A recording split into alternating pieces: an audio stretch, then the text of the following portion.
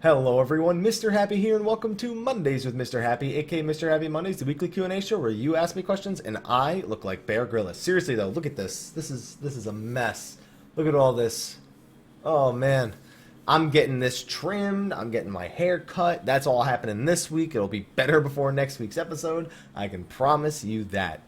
The videos on the right-hand side of the screen. Again, I told you because we just moved to San Diego, it would be another light week when it came to videos. And we are officially settled in. As of Thursday, we finished moving all of our stuff. We are now officially grounded and located in San Diego. We are also opening we have a P.O. box open, but I don't remember the exact address. It's in Point Loma. It's on Santa Monica Ave, and it's P.O. Box number 7496. I gotta look up the address. Maybe I'll include it in like the description of the video. So if people are interested in like sending us stuff to unbox, like on Thursday or Friday every week or something, then I'll probably start doing that very soon. So it's just a matter of getting the P.O. Box. It's a new idea. We'll see how it pans out. Also, new shirts are available. Happy Army shirts are going to be available until April 21st. Here's the design on the screen right now. In fact, you know what? Instead of I was gonna shop it on top, like in the middle of the video. You know what I'm gonna do instead? I'm just gonna open it. That's the power that we have, right? Like I can just go to downloads, go to this, and bam, there you go. That is the 2-year anniversary design, courtesy of Gilly. You guys may remember him from Mog Talk. He's been working on some other things recently, and he did this art for us. So thank you, Gilly, for commissioning this. It is fantastic. That's www.twitter.com/Gillest, Gillest. That'll also be in the description of the video below. So these are on sale until April 21st. There's a link to the Teespring channel that you can buy it from. After that, it will be gone. This is to celebrate 2 years of being partnered on Twitch. Very, very happy with this design. We've already sold about 25 shirts and hoodies. We have men's tees, women's tees, hoodies. They're pullover hoodies, just so you know, in multiple colors. So be sure to check them out and grab yours today before it's too late. Anyway, with that announcement out of the way, what do you say we get into some questions for this weekly Q&A, shall we? Alrighty then, first question. Hey Happy, been a while since I last asked a question, so here's one. Currently I've melded Vit 4s and 5s onto my accessories for monks that I can take hits in Savage. It's come in real handy for sure. I currently have about 18.7k HP with party buffs and food. I'd like to know how much DPS I'm losing by replacing crit and det materia with Vit materia. I've just started A7 Savage. I heard things hit like a truck. So here's the thing. Vit materia really shouldn't be a necessity until A8 Savage. At the same time, the DPS checks in 5, 6, and 7 are so low that feasibly with 230 weapons, it also shouldn't be an issue to wear Vitality materia until you at least get closer to like full I-240 or 230 mixed with 240. So you're losing a bit of DPS, but it's not as bad as like having a full weapon downgrade or anything like that. I wouldn't worry about it too much, especially consider that's like 1 materia per thing. So let's see, as a monk, I believe crit is scaled at like 0.2 something. Let's just assume it was like 0.23 or something, or 0.23 or something. So if you were missing 12 crit, you'd be missing approximately, let's just, do the 2, that's 2.4, the 3, and then the 12, and so you'd be missing like 2.76 dexterity worth of crit. And keep in mind, crit is not a static increase, it is RNG, it is an RNG stat by nature, although in the case of Monk, Bootshine benefits from it every time you go around 2 rotations, so it's a little bit of a variance in there. So you're missing a bit of DPS, but you're not missing too much, and you really shouldn't have too much vitality materia in your accessories. I think it's okay that you're doing that. I think it's largely unnecessary for 7, but it is very helpful on A8, so I'll give you that. Next question, Haps. I started leveling Astro, and I have a better bonus, so I have some IRL cooking experience. And now to my question. Is it bad for a Paladin to stay in shield oath the whole time to secure holding aggro, like doing every combo? So it kind of depends on the situation. In general, if you're brand new to tanking, that's kind of the acceptable thing to do. When you're more experienced with tanking, you should mess around with like doing a Rage of Halone combo. So basically what I'll usually do, like I've been leveling Paladin from like 50 to, I think it's 56 or 57 right now.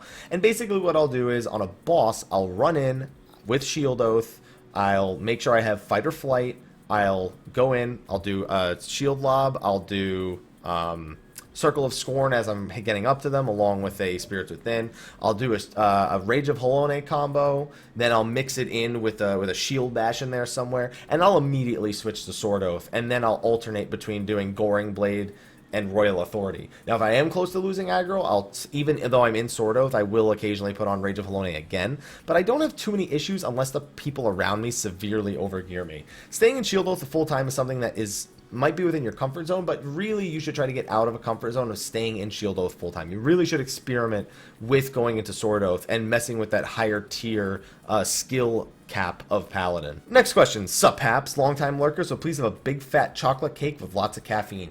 You've found the way to my heart. Now, since you are fed and awake, go make your Vath quests. Please make an example, hashtag see you at church. That wasn't even a question. And let's go do your Vath quest. If you're going to yell at me, at least yell at me grammatically correct. No. Next question. Hey, Haps. Pretty much a weekly poster now, so have a roulette bonus? I like it. Anyway, my question this week is regarding gamer accessories, namely chairs. As a hashtag older gamer, I find that I'm needing to respect my back more when I binge on my favorite hobby. I see you use the DX Racer brand. Oh, you have noticed that we have DX Racer right here. Hey. So let's see. So I went to their website and was flabbergasted by all the choices. Which do you recommend to save my back? Price is definitely not a concern. So I actually don't know what model DX Racer this is, because this was actually sent to us. I can tell you this, it's super comfy. I've fallen asleep in this chair before. It has happened. Within the first week I got it, I fell asleep in it.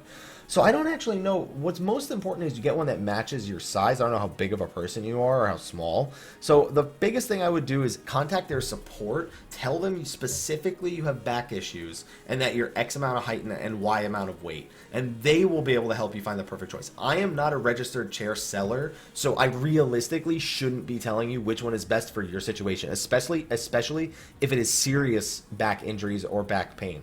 I shouldn't be the one to help you. Somebody who's more qualified should be the one to help you. Next question. Oh, hello. Just straight to the question. Think 2 extra retainers are worth the cost, or do you think we should be able to buy them with guild tomes? We would never be able. That would never work. There's so much data. Until they realize they don't need to be saving information every 15 seconds, and we can actually afford to have it saved every, like, maybe 20, 25 seconds, then that will never be possible. I'd say that it was pretty worth for me. I was actually pressured into doing it. My girlfriend and a bunch of my viewers were giving me $2, like, hey, do it. Do it. I'm like, I hate all of you, but all right, I'll just do it. So it's been worth it though. I use them pretty adequately, so if you don't mind the cost, I'd say it's worth. Next question. Hello, Mr. Mrhappy. This is my first time asking, but it's not like I want to give you a bonus or anything. Okay, I have a full free leveled Aurochs Sun Tier fishing retainer. Oh god. So my question is, if they introduce Blue Mage, would you like it if instead of going to the classic route of learning abilities, which Dev has said would be hard, they would have the Blue quest line make you visit the Beast tribes and go that route with learning new abilities? I've noticed that some Ixal enemies, for example, have End Wind, and some of them also have a Flame Shield and so on. I don't know. I feel like that limits it too much. You're basically saying Blue Mage is going to only use Beast Tribe abilities as their, like, learn skills. I guess it makes sense for them to go and actually learn the arts of the enemy, or the arts of the Beast Tribes, but I don't know if that's really the right route to take, especially because some of those things like End Wind and End Fire, or some of the special abilities that the Beast Tribes use, are really some things that I'd rather see on Red Mage, so I'm going to go ahead and say I'm not really a big fan of this route. Also, Final Fantasy 15 was hype as hell, and I did get myself the Ultimate Edition, the $270 edition, pre-ordered. So happy I got that out of the way. Final Fantasy 15 Uncovered was great, and I am looking forward to Final Fantasy 15's release on September 30th. I don't care if TwitchCon is the same weekend. Making it happen. Next question. Hey, Mr. Haps, you looked really tired last week, so for this week, I give you a Jolt Tonic. That's appreciated. I was wondering about skill speed on my Dark Knight. My times displayed are set at 2.3 seconds as of now, and I would like to know if it's worth adding skill speed material to get it down to a flat 2.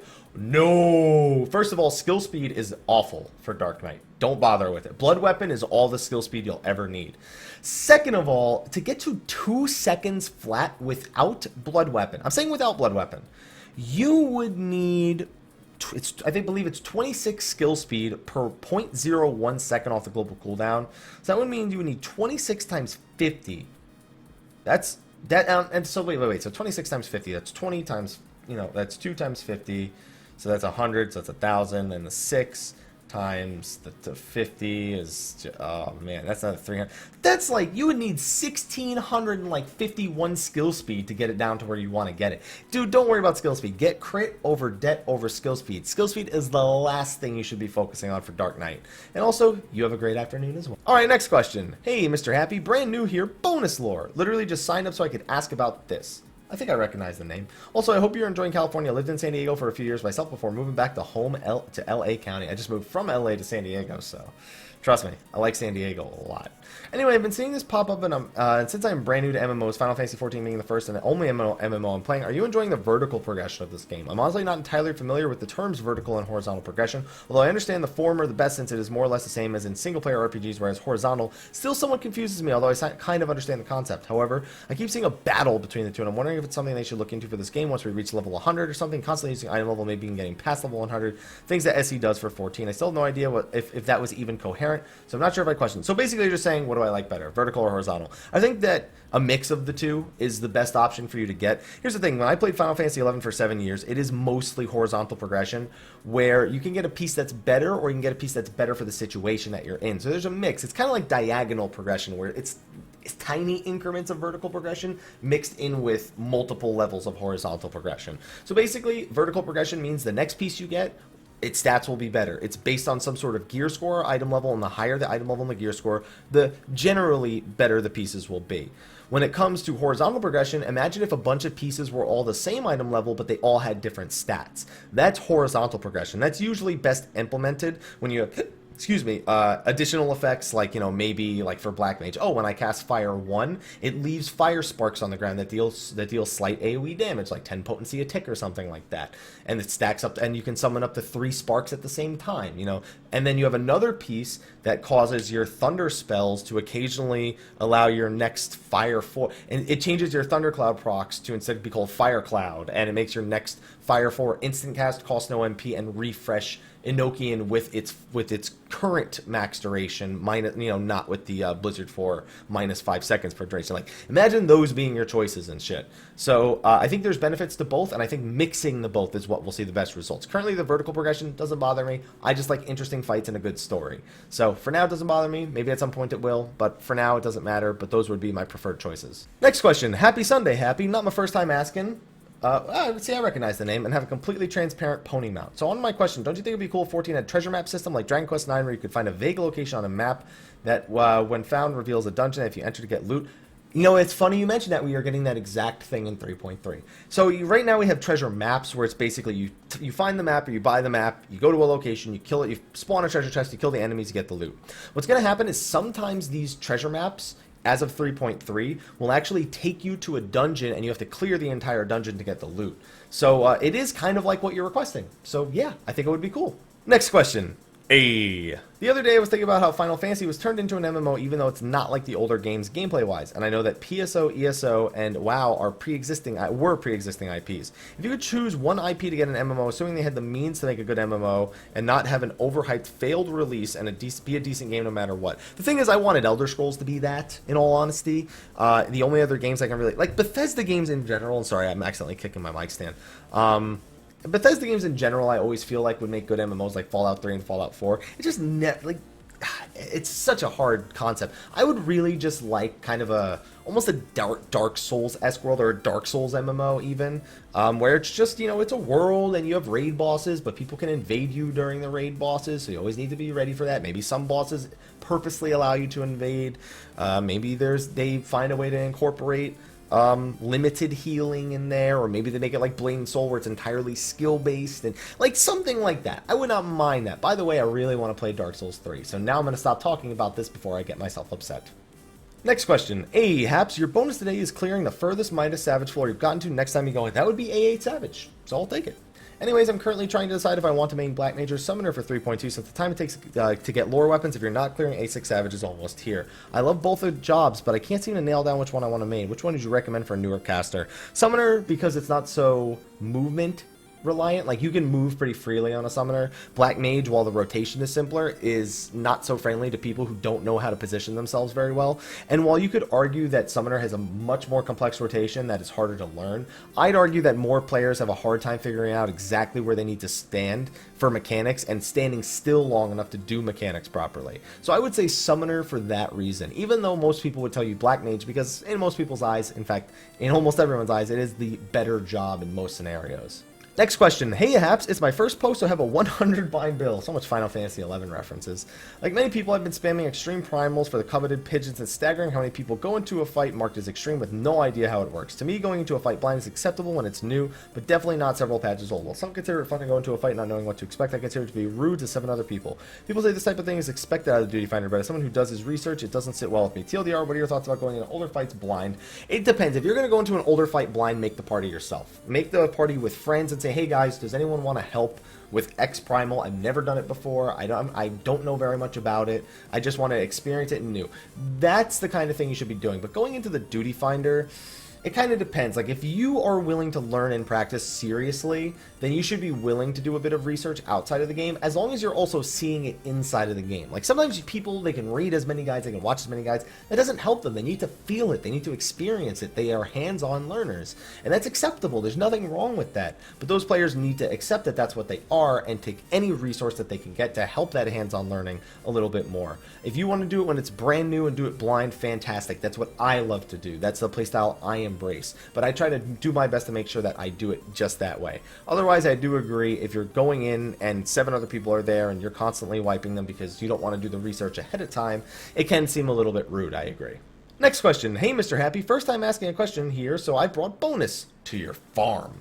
Am I embarrassingly late realizing Father, Son, Holy Spirit, Alexander theme? Well, I guess it's not so much Father, Son, Holy Spirit. I know it's Burden of the Father, Burden of the Son, and then you'd imagine maybe it's like Burden of the Holy Spirit. We don't know that because here's the thing. Gordius and Midas. Gordius is the father of Midas. And then Alexander, I don't know the relation between Alexander, Midas, and Gordius, but they're all ancient figures in Greek mythology, and they all kind of follow that theme. So that's more along the lines of where it's going. But yeah, I always think the same thing. Father, Son, Holy Spirit whenever it comes to Alexander. 2, this one's hypothetical. Conceptually, what do you think about full guides being discontinued? Okay, I can tell that it's hypothetical because that would never in its life happen. So I see what you're saying here. You're saying that what if people just would post videos saying what the mechanics were, but no one was able to discern how to do the mechanics? I don't know. Here's the thing. When I want to do that, you know what I do? I go in the day something comes out. That's how I get this kind of result. And no matter what, you can't stop the internet from posting complete guides. I understand it's a hypothetical question, but it's just such an unrealistic thing that there's no way people don't look. Here's the thing. People don't look at a puzzle and just say, oh, wow, that's a puzzle. You know what I mean? They will always try to finish that puzzle. And I can't remember what the condition is called, whereas human beings, we feel the need to complete something. I think it's called like the complete clause or something like that. But like we as people cannot leave a puzzle unsolved like that. Well, here's all the pieces, and I'm not going to tell you how to solve it. In fact, I don't even want to know how to solve it. It wouldn't work. Like it's not satisfying. Endorphins don't release when something like that happens. And 3, I frequent Twitch whenever there is a patch. After idling in the chat for a few minutes, I hear the same questions being asked multiple times. I can only imagine the redundancy over a 5-hour stream. Of course, as a streamer, you've probably come to expect this, and I can tell you do your best to answer everyone personally. Kudos. I'm wondering, was there a time you lost your patience and couldn't stand to repeat yourself? So, okay, so the only time I can't stand to repeat myself is if it's the same person asking the same question over and over and over and over again. Okay, so I can understand like, hey, Happy, what do you think about this? Oh, you know, this, and this. Oh, sorry, my dog started barking and I had to go check. Can you say it again?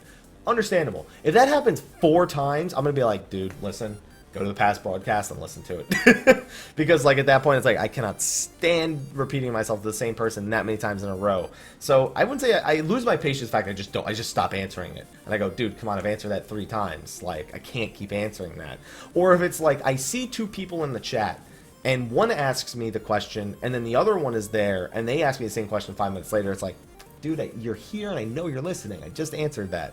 So things like that definitely can make you lose your patience, but you got to put up with it because you're a broadcaster and you're there to help people and you're there to entertain people, you know? It's hard, but, you know, it's what I do and it's what I do for a living and that's what I'm going to keep doing.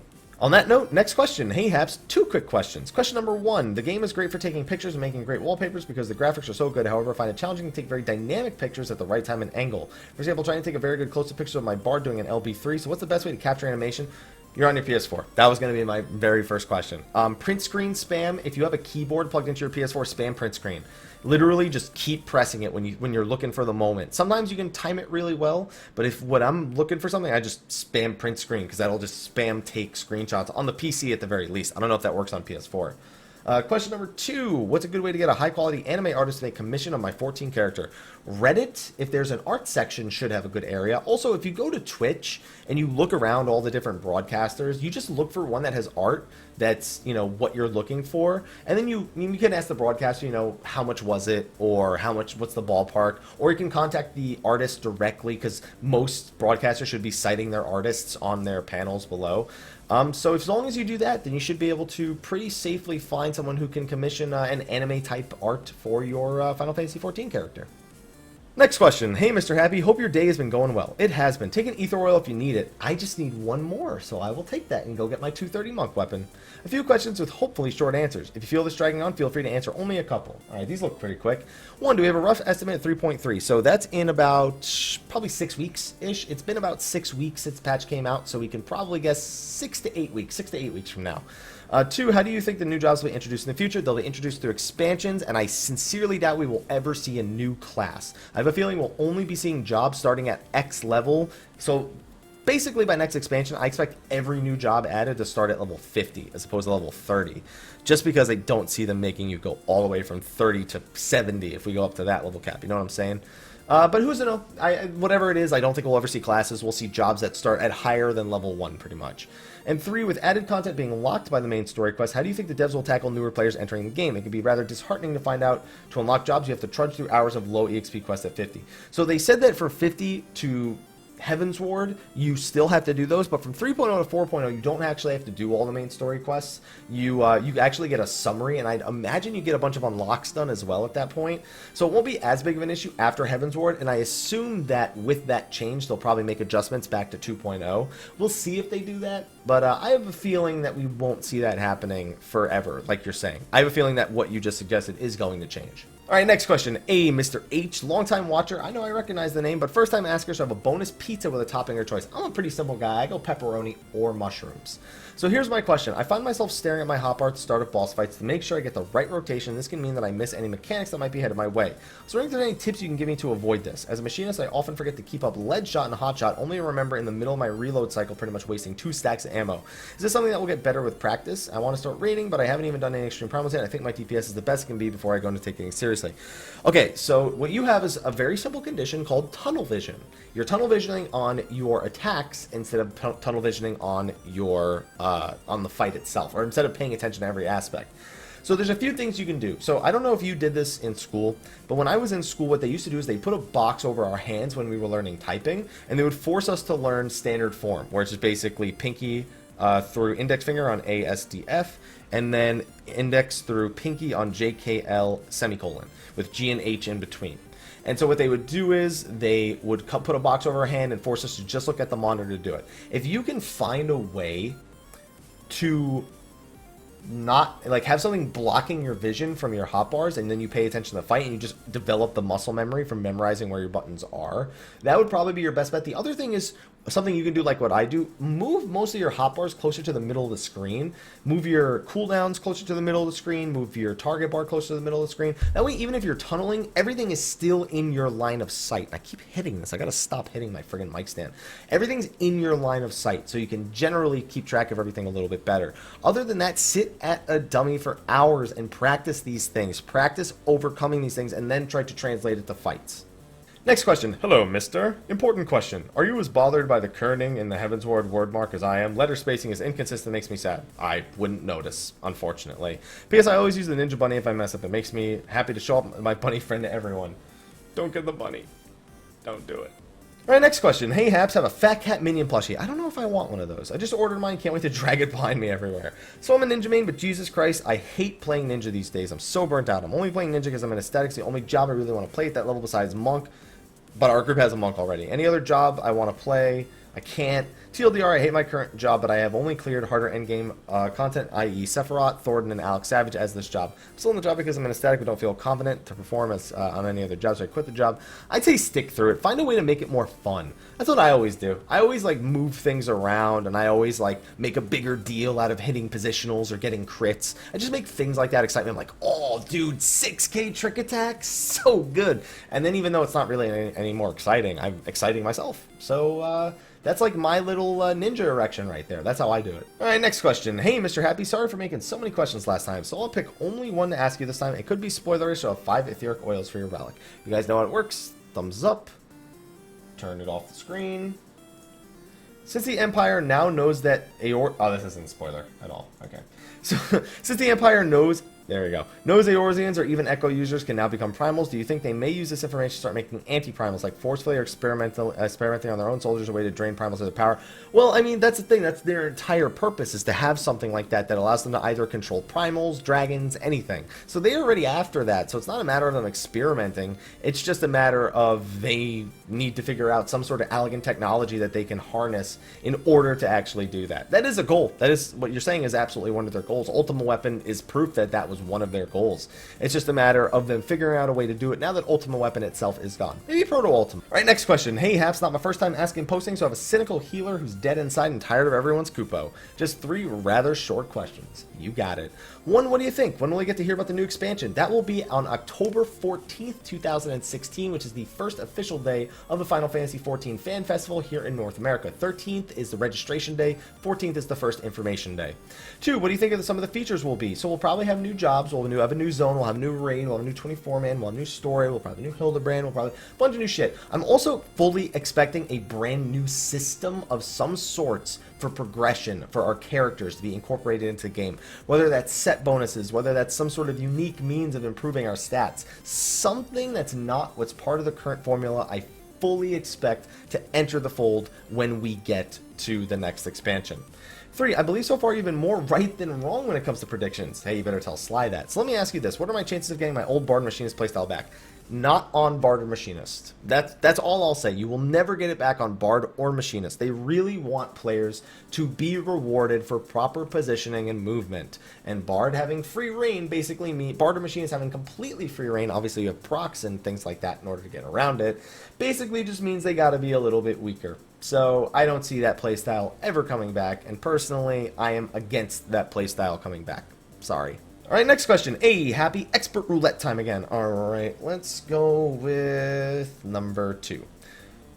Alright, what would you like to see added change that would improve the triple triad? Right now, 4-star cards have no worth at all. Honestly, I don't even triple triad that much anymore. Certain NPCs that play random plus roulette or double roulette are more about waiting for the stars to align so you can beat them to get the cards that drop. Well, that's NPC challenges. That doesn't surprise me too much. I don't know. Maybe they make it so that, like, you play triple triad in best of 3 fashion, and the first time you lose, if you lose in the first game, or as soon as you accrue a loss, you're allowed to change your deck, and you're allowed to put as many 4-star cards in the deck as possible with only 1 5-star. That's the only thing I could really think of, is to play it in the best of 3 format where the first loser gets a handicap, or even something along the lines where you're eventually allowed to add more than 4. Maybe they just add enough cards to the game. I don't know. I don't really think they should limit it as much as they do, especially considering not many people use it, but I mean, it keeps it a little bit balanced, so you have to really decide what 4 or 5. Here's the thing, you'll never take a 4-star because you'll always go for the 5-star, unless the 4-star is integral to like a same or like a reverse kind of strategy where it's got like 3 1s on every side. Like, you're probably not going to use it is the problem. So maybe something along the lines of what I suggested. Alright, next question. Hello, Mr. Happy. How is bird farming going? I have gotten none. Thank you for reminding me. I have a couple of questions. Given the new Relic is I-230, the same as the SO, you mean the lore weapon. I understand. If I get the Relic weapon next week, should I buy the lore weapon or more of the other gear instead? You would be better off, I mean, if you have the I-230, there's no point in getting the lore weapon unless you're going to upgrade the lore weapon to I-240 with the Gob Dip from A7 Savage. So I'm going to say you would be better off buying other gear instead. And 2, in the last letter from the producer, they announced some new stuff for crafting and gathering, which recommend save all your red tokens till 3.3. People ask me that for 3.2. I said save some of them. I don't know if you ever want to save all of them. I'm going to go ahead and say no on that one. Alright, next question. Sup, Brett? I know who this is already. I've seen in nearly every A8 Savage clear, Machinist is always top DPS, or at least on par with the Melee's Black Mage. I'm not even talking about how they buff 2 Melees plus 2 tanks, their own DPS. Is this a mistake from Square Enix? Doesn't make more sense for a support to deal that much personal DPS. PS, I completed my 1 billion guild goal yesterday. Yay! PPS, new goal, catch up to Ash and beat him. So I got a little ways to go on that one. No, I think it's just I think it's part of the design of the fight. Just there's a lot of points where melee are unable to stay in melee range. Meanwhile, Machinist kind of has a lot of mobility and they can keep up with the DPS pretty well. I don't think it's a mistake. I think it basically means that the DPS are more on par than they ever were. Bards should be able to do a pretty decent job on there themselves. It's just clearly Machinist is the better choice. Bards should be able to stay pretty decently on par as well. So, no, I don't really think it's that bad. I think it just goes to say that they're finally finding their footing when it comes to all of the DPS jobs. And maybe we can stop just wearing, oh, this does the most, this does the least, and just fucking play the game. Alright, next question. We only have a few more left. Hey, Mr. Happy, long-time watcher, second-time question asker. I have 2 questions today, both about the future of the game. If they're too long, pick one and I'll save the other for another week. 1. Given the story is most likely headed to Alamigo in the next expansion, and a large part of Eastern Eorzea is Archipelago, do you expect to add swimming? They've hinted at that so many times that swimming will be a thing in the expansion. I don't want to believe it because I'm not a big fan of swimming, and I'm afraid they'll add mechanics to swimming, and it's like... I've never been a fan of it in any MMO, but I fully expect it to happen at the same time. And 2, in both Heaven's Ward and A Realm Reborn, we are only given a minimal glimpse into the power structure behind the Beast Tribes. You know very little of their leaders beyond some Fate lore, and the bare minimum of their bases. In 11, we are entire zones dedicated to them. So what's happened since the Calamity is a lot of these areas have kind of been blocked off a little bit more. They're actually way bigger than we get to see, and that's... trust me, I can attest to that. I mean, the Sylphlands is the only one that's really, really big. But even then, like, the other ones, you can kind of tell that it's just like, whatever, right? I would like to see the content in those areas expanded on a little bit more. I would like to see the Beast Tribe Kings at some point, you know, the leaders of the individual Beast Tribes and not just the individual generals, because there has to be a deeper leader structure than we're currently seeing. So I would like to see more depth in the Beast Tribes and in their political and power structures, like you suggested. Quick bonus question: if they do add swimming, would you love to see Blitzball? No, I don't want Blitzball. Blitzball is one of those. It's just gonna be like Chocobo Racing. It's just gonna be like friggin' Triple Triad, where everyone's like, oh my god, this is here now. I never need to play another game ever. And then everyone fucking plays it for a week, and then they forget it's an MMO now, so it's got different rewards and different balancing, and then they fucking leave it alone, and everyone complains that they wasted resources on it. So no. I don't want to see Blitzball. Thank you for asking, though. Next question. Hey, Mr. Happy, aka Senor Feliz. Haven't asked a question in a long time, so have a cold beer and a new mount of your own creation. I will take a Primal Pigeon Pony Magitech Gobwalker Apkalu. Anyway, I have a friend who mains a warrior for a while now. He's complaining that Home Gang is not a useless ability. Home Gang is a fucking amazing ability. It's the same ability. It's basically like a 6-second duration defy death. Hey, this big attack is coming. Home Gang. I live. Healer. Save me. I'm good. Home Gang is great. Don't let them lie to you.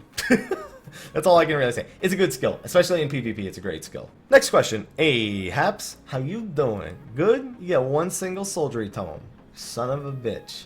Just kidding, you get 1 law tome. You son of a bitch.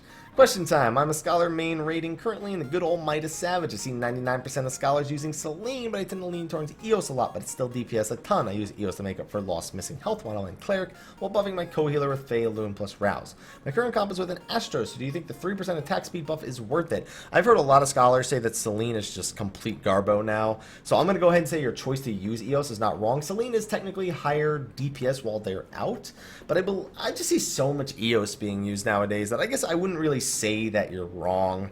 I'm not a Scholar main. I really shouldn't be answering this as if it's definitive information. I can only tell you I've heard people say, oh, Selene's Garbo, 3% is like nothing. It sucks so much. But yeah, you should be fine using Eos. Also, what they'll do for healing accuracy buff. I mean, even if they do something for healing accuracy, it's mostly going to be to rectify it for dungeons, not for raiding. So still expect any more accuracy in raiding. Oh, okay. I think this is the last question. Hey, wow, it's a pretty short video. I answered 26 questions pretty quickly. Hey, Happy, first time asker here, so here's a luminous crystal of your choice. I actually need some of those still on my alt, I believe. I want to consider myself as a semi-casual gamer because I'm usually at work most of the time. I was playing PvP as a white mage for a while, but had won about 75% of the ranked matches so far, but haven't made it to bronze yet. Anyway, during one of my matches, I was told to replace some of my healing gear with Vit gear. I don't have any Vit gear yet because I haven't finished leveling a tank. My question is, would you have any Vit gear on a healer, or should you just keep all healing gear? You should definitely have some vitality gear for multiple reasons. One, makes it take longer for them to kill you. Very important. Makes things like stone skin last a little bit longer. And most importantly, in order for your healing to be interrupted, you need to take 15% of your max HP as damage while you're casting the skill. So if you have more health, it means you have to take more damage. Like, for example, if you have 11.5k health, they need to do 15% of that. So they need to do about, 1.15 plus they need to do about 1.7k damage within that, like, 2 to 2.5 second time frame. So I would definitely say that it's good to have at least 2 or 3 pieces. I'd say 3 pieces of vitality gear at least. Some people go full 5. Anywhere from 3 to 5 pieces should be acceptable for you in PvP. Anyway, thank you everyone for asking questions this week. It is a surprisingly short video, but that just means more time for me to edit this and more time for me to slap it on YouTube. Anyway, be sure to check out the videos again and again. Be sure to check out this shirt here. We got the shirt. And then we got the shirt there. We'll put the videos to the right of it. We'll just slap that right in the middle of the screen. Right there, and then the videos on the other side of it. So be sure to buy a shirt or hoodie. Check out the link in the description of the video. Thank you again, Gilly, for making it. You're looking at me funny. You know that? You really are. It's kind of strange. Anyway, thank you everyone for watching this week's episode. Be sure to ask your questions for next week on the Dream Network forums. I almost forgot. I was going to say in the comment section again by accident. On the Dream Network forums, which you can also find a link for in the description of the video. Anyway, I will see you guys next week. Be sure to be on the lookout for more news on Final Fantasy XIV and Final Fantasy 15 in the coming weeks and months. And until then, everyone, have a good night, have a good day, and take care.